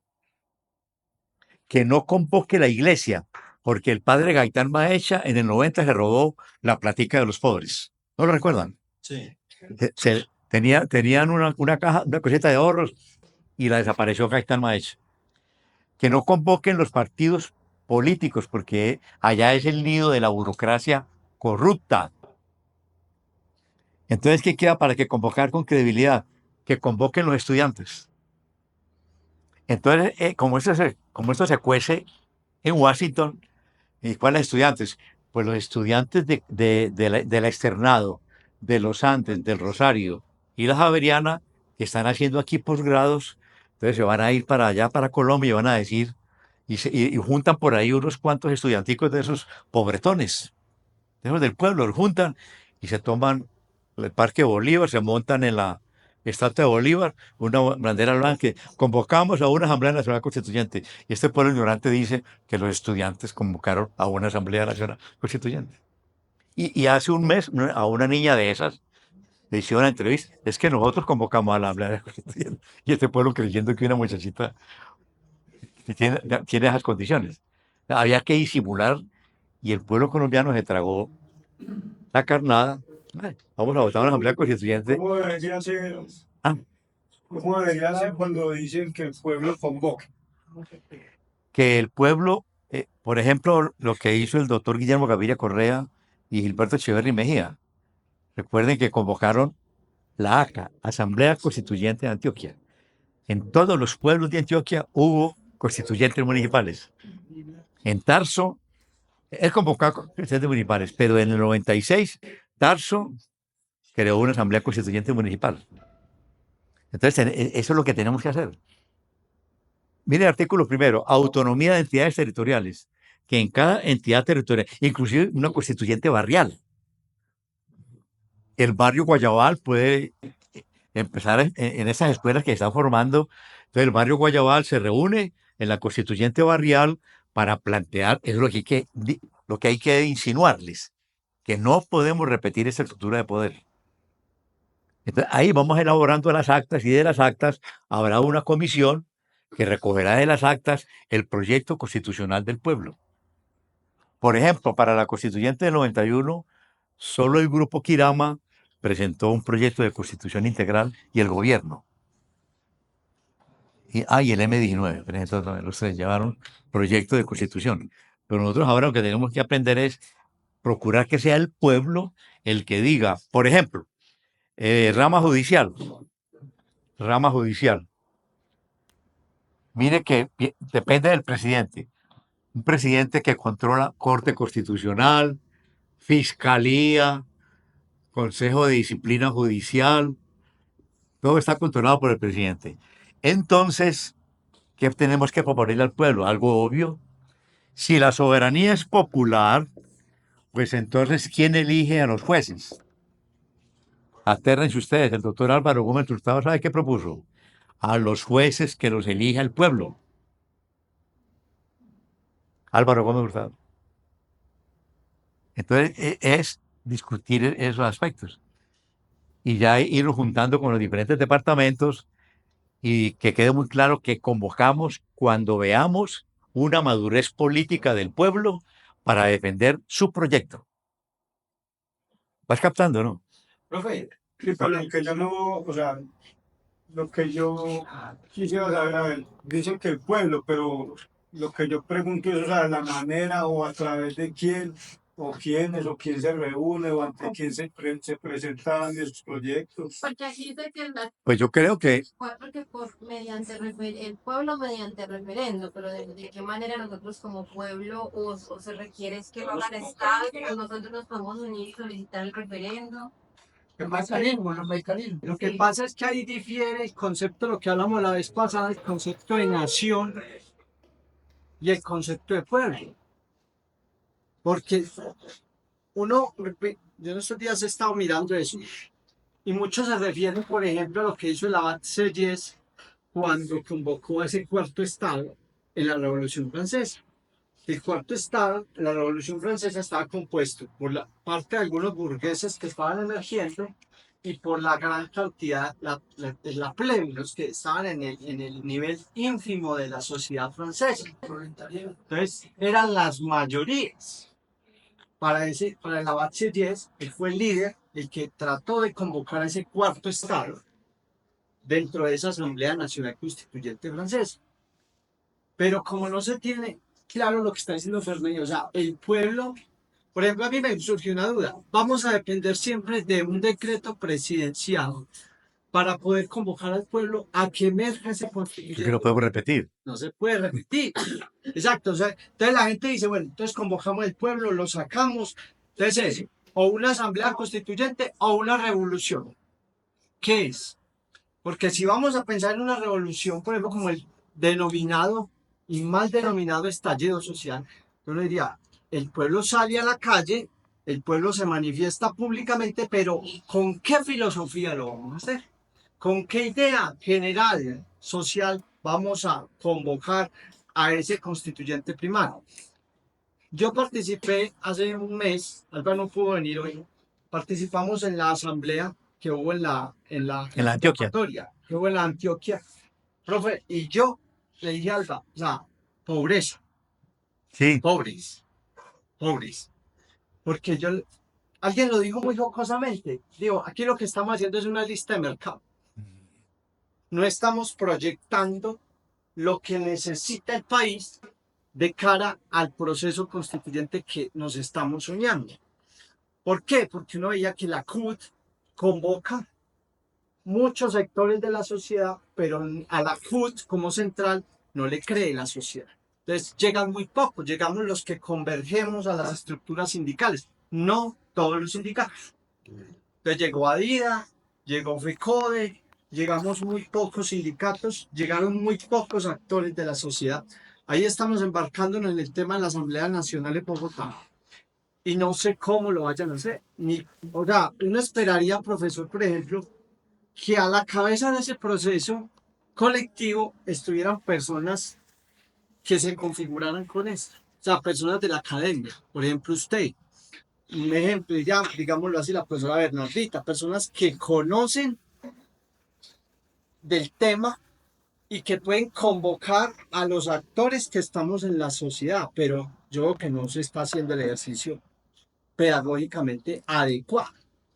Yo le diría, ¿qué solución le podemos dar a eso?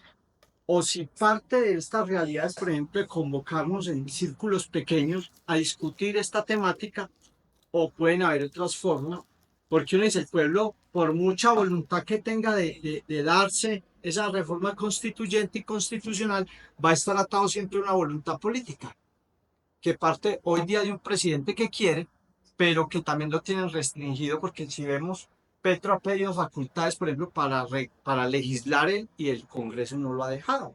Y si el Congreso lo dejase, pues los otros mecanismos, los otros contrapesos aparecen como son Consejo de Estado y Corte Constitucional.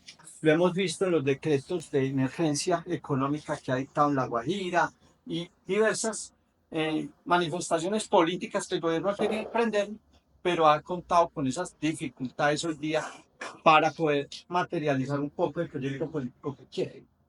Entonces, ¿cómo hacer con el pueblo para que lo direccionemos eficazmente a lo que queremos llegar? ¿Qué hacer? bueno, respecto a tu inquietud, afortunadamente tenemos en Colombia lo más pedagógico que puede haber en la relación docente-discente, es el ejemplo. En 1995 Tarso estaba en quiebra, era inviable. Y uno de los habitantes de allá, con más sabor campesino, viendo esa crisis de Tarso, vio una oferta de AFIT, de un diplomado en alta gerencia. Y eso lo conversé yo con él porque me lo conocí en un programa y le pregunté, ¿cómo hiciste eso? ¿Cómo llegaste a esto? Pues así, en medio de ese desempleo, decidí matricularme en EAFIT en un diplomado. Ustedes saben que para un diplomado no se requiere prerequisito, es muy distinto a una especialización. Ajá. Cualquier persona puede hacer un diplomado, que hubiera hecho solo primaria o que no, o al menos que no sepa y no leer y escribir, puede hacer un diplomado. Entonces él hizo el diplomado en alta gerencia. Cuando lo terminó, que se fue para Tarso y piensa y dijo, no, Tarso necesita una asamblea nacional, una asamblea municipal constituyente. Y se le metió y reunió a unos amigos y tuvo la precaución de venir donde Luis Alirio Calle, que en ese momento estaba en Teleantioquia y era un periodista muy demandado, ¿no? Y muy reconocido, que a decir a Luis Alirio que si le podía dar un programa a Tarso o ir a Tarso, de que se estaba promoviendo una Asamblea Nacional Constituyente. Entonces Luis Alirio me llamó, me dijo, profe, ¿cómo le parece que estoy aquí encartado? Un señor de Tarso, ¿cómo le parece a usted? Que es que va a convocar a la Asamblea Municipal Constituyente. Y yo me puse a ver en la Constitución y en ninguna parte dice que se puede convocar a la Asamblea Constituyente. Entonces, a ver si usted me acompaña en ese programa, a ver si sacamos a ese señor del error. Digo, no, Luis Alirio, no te puedo acompañar al programa porque el señor lo que está aplicando es la Constitución. Ahora, si quieres saber el error en que estás, hagamos un almuerzo de trabajo.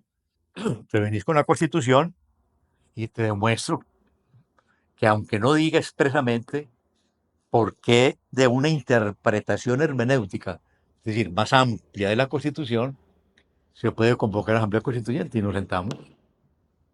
Y entonces dijo Luis Alirio, sí, hombre, no, qué vergüenza uno no conocer como periodista, pues. Y se hizo el programa.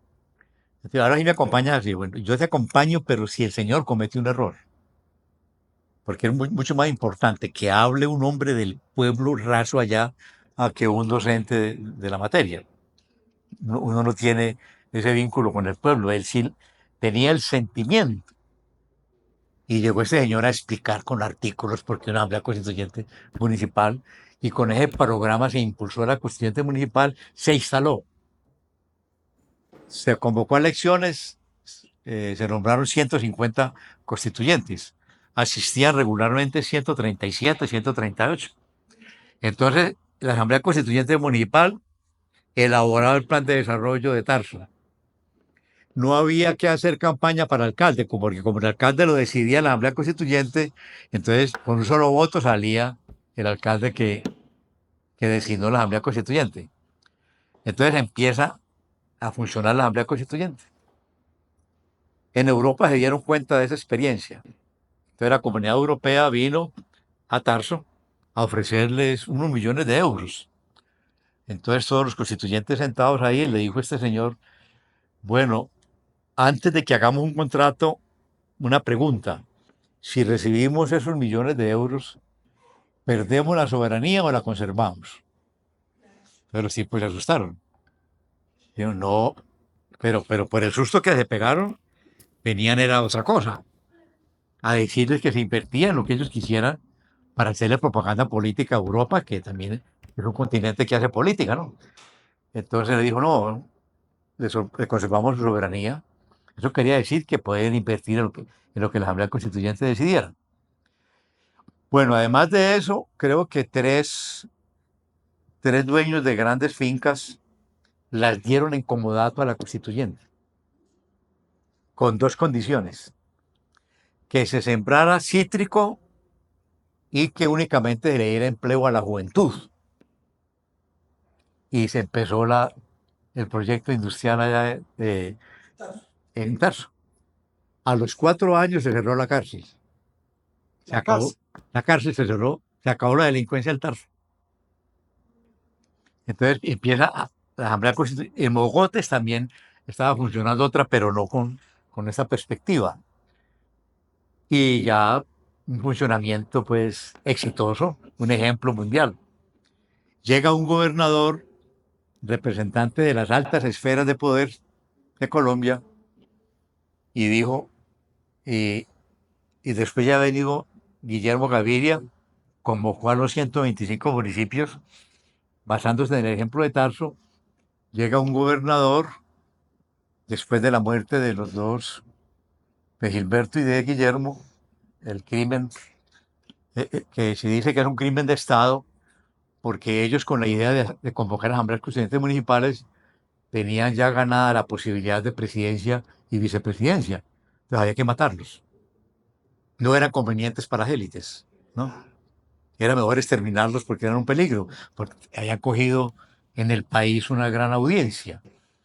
Entonces el gobernador les dijo, alcalde que me hable de constituyente municipal pierde regalías, pierde cualquier apoyo. Y las acabó. Y acabó con... Y de esa experiencia de Tarso quedó algún documento, o eso está documentado. Sí, en ese momento el principal impulsor de ellos está promoviendo en el norte del valle la constitución de una provincia conformada creo que por 10 municipios del norte del valle, donde estaba hacinada la mafia Sí. poderosa. No se ha podido, cada vez que se trata, entonces ahí viene la gobernadora del Valle y vienen todos a... Ella es de esa región, la familia de ella es de esa Ah, ya te enteraste que en el norte del valle hay ese movimiento, ¿no? Porque han habido varios momentos, pero nunca se ha podido, porque apenas se dan cuenta la gobernación va y Mira, tal no existe, porque el principal es Cartago, claro, sería como la capital.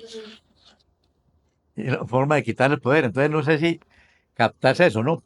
La constituyente universitaria, la constituyente sindical, sindical. la constituyente de mujeres. Cualquiera lo podría La, hacer siempre y cuando sepa qué es lo que va a hacer ¿Y cómo lo y hace? estudia la constitución y todo. por eso, ahora que hay la oportunidad de un gobierno que promete en su programa la defensa de la Constitución, hay que decirle unos mecanismos de seguridad para la defensa de los impulsores de la Constituyente. Es urgente, Sí, en un pueblo pues tan violento, ¿no? sí, porque esa es una de las grandes preocupaciones que acompañan a la gente que se quiere meter en este cuento. Yo le decía a un amigo al Río Negro en estos días, le dije, ay, tengo ganas de meter al profe para que nos diera charlita. Pero el profe no es comunista ni nada de ¿El qué? esas cosas que usted. Y yo, no, hombre, no es una persona de la academia, o sea, no es. Yo, pero ¿por qué relacionas al profesor con comunismo? Y decía, porque es un sindicato el que está, usted como líder sindical está metido en el cuento. Y yo, pues que yo también soy de la academia, es que yo soy líder sindical, soy un ciudadano y soy un hombre de academia. Yo estoy estudiando y me gusta el tema del conocimiento y demás. Lo que queremos hacer es que eso que estamos aplicando en un grupo pequeño, en un núcleo cerrado que se llama Sinaldra Confa Salud, se pueda replicar a macro. O sea, que llegue a otras esferas de la sociedad y que la sociedad se entere que ese proyecto es posible y que ese proyecto es idóneo además y pertinente para lo que estamos buscando como sociedad. No solamente como una comarca cerrada, Río Negro, La Ceja, bueno, pueblos, municipios, no. Es un proyecto amplio que nos debe convocar a todos como actores de la sociedad, pero necesitamos una masa que sea entendida, que no sea una masa amorfa, que es la que habitualmente moviliza cuando quieren hacer un ejercicio simulado de democracia. Necesitamos una Es que lo que hay que mirar es que la guerra está en los otros, no en unos individuos que tienen el fusil. Exacto. Cuando López Pumarejo presentó la reforma constitucional del 36, que representaba el desarrollo industrial capitalista, pero los conservadores representaban conservar la economía feudal, Laureano Gómez y María Rosina Pérez. Entonces, cuando triunfa la reforma del doctor López Pumarejo, Laureano Gómez le dijo usted es un basilisco comunista. Y entonces ya todo el que fuera liberal y apoyara la reforma era comunista y ahí hubo 300.000 campesinos acribillados, ¿no? Siempre acuden a esa denominación. Eh, el libertador Simón Bolívar, cuando salió de Santa Fe, le decían en las consignas ateo impío, ¿no? Entonces siempre se usa la macartización, el señalamiento. Cuando tengo muchos exalumnos del Centro Democrático y me invitan a conferencias. Una vez en el consejo, uno de ellos se acercó y me dijo, profesor, yo quisiera a ver si un grupito usted mejor nos da de la Constitución. Y muy disciplinados los muchachos, aprendiendo la Constitución y aterrados. Entonces uno de ellos resultó elegido, creo que en la JAL. Entonces llegó a los días muy triste a la Nacional y dijo, profesor, ¿no? ¿Cómo le parece que propuse la enseñanza de la Constitución? Y le leí varios artículos y me dijeron que no, que esos artículos eran comunistas, que era un peligro. Pareció a lo que dice Vargas Lleras. Entonces siempre recurren a la estigmatización, ¿no? Para descalificar toda propuesta que vaya al humanismo, ¿no? Cuando el presidente Uribe expidió la ley 970 del 2005 de verdad, justicia y reparación, que él la propuso para todo el mundo, para todos los que estuvieron en la guerra, pero no respondieron sino los paramilitares. Uno de ellos fue a la Nacional a entrevistarse con el decano para preguntar al decano que si había un profesor que les enseñara la ley. Entonces, yo entraba coincidencialmente a la decanatura y salió ese jefe. Nos saludamos, yo lo veía en todas mis charlas. Entonces, dijo, ¿usted no sabe quién salió ahí? Yo, no. Pues lo conozco en mi charla. Entonces me dijo, no, no doy el nombre aquí, pues porque entonces, un comandante de esos. ¿Y a qué vino? A ver si les enseñamos la ley. ¿Qué le dijiste? Me dijo que sí. Entonces, ¿que vos lo harías? Sí. Entonces, inmediatamente, 5 campamentos de paramilitares. Entonces, les exigimos llevar la Constitución. Entonces, sentaditos, pero yo los vi, y esto es una tristeza. Hagan de cuenta, pues yo los veía como mis hijos. Muchachitos de 17, 18, 19 años, bien vestidos, cultos, bien hablados, decentes. Un fusil ahí, pero es entusiasmo por la Constitución. 5 campamentos. En Santa Marta, en la Sierra Nevada, tenían uno, en Frontino, por allá por Barbosa. Bueno, entonces yo fui común y corriente, pero a la primera ida, cuando organizamos la primera ida, dijeron, hagamos una reunión neutral. Porque yo dije, ¿por qué no vienen a la Nacional? Yo, no, profe, nosotros no podemos ir a la Nacional.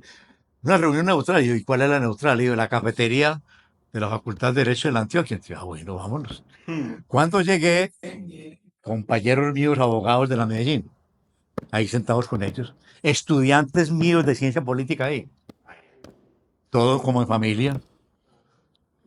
Yo, lo que pasa es que necesitamos esto y esto, pero hay que ir a los campamentos. Entonces los miré al más amigo mío de ellos. Yo, pero me acompañar vos a ellos. Claro, nos vamos por el campamento. Entonces fui con ellos. Después la esposa mía, que era procuradora, llegó furiosa. Ahí dijeron en la sala del tribunal, que vos sos el abogado de los paramilitares, un fascista.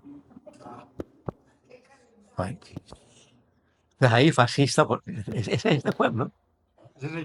Cómo señala y cómo que la Constitución es comunista. Nada tiene que ver con esa ideología, porque para los comunistas no tiene que haber Estado. Es dictadura proletaria. Entonces la dictadura proletaria no necesita el derecho, y eso es que necesita que el proletariado se tome el poder. Entonces una constitución de esa para ellos no tiene ningún valor. No tiene falla. Muchachos, ¿qué otras preguntas? Ya estamos por clausurar.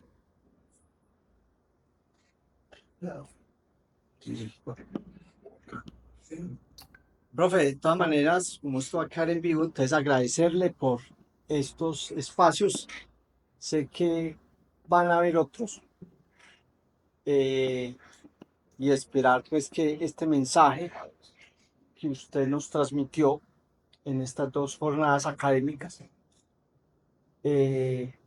nos quede no solo como líderes sindicales, sino como ciudadanos conscientes que necesita este país para mirar su realidad desde otra óptica, no desde la óptica de los medios, no desde la óptica individual, sino de la óptica de la sociedad que queremos construir y que nosotros como movimiento social estamos llamados a aportar.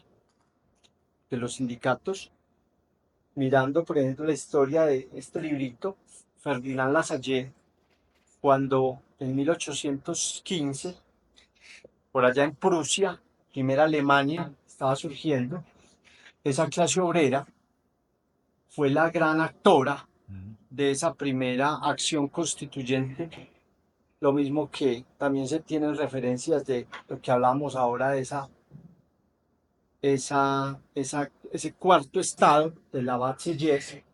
Entonces, ese es el principal objetivo que quería lograr con este encuentro, que nos quede esa conciencia social y esa conciencia como individuos que tenemos mucho que dar a la sociedad y que ahí en la perspectiva de mejora que nos acompaña tenemos mucho por hacer. Muchas gracias a usted por todo ese conocimiento, por vincularse con la causa social que nos acompaña hoy en Colombia. Y esta es su casa, profesor. Muy bien, muchas gracias pues y felicitaciones por tener esa disponibilidad, esa voluntad de una formación política constitucional. Gracias, profe.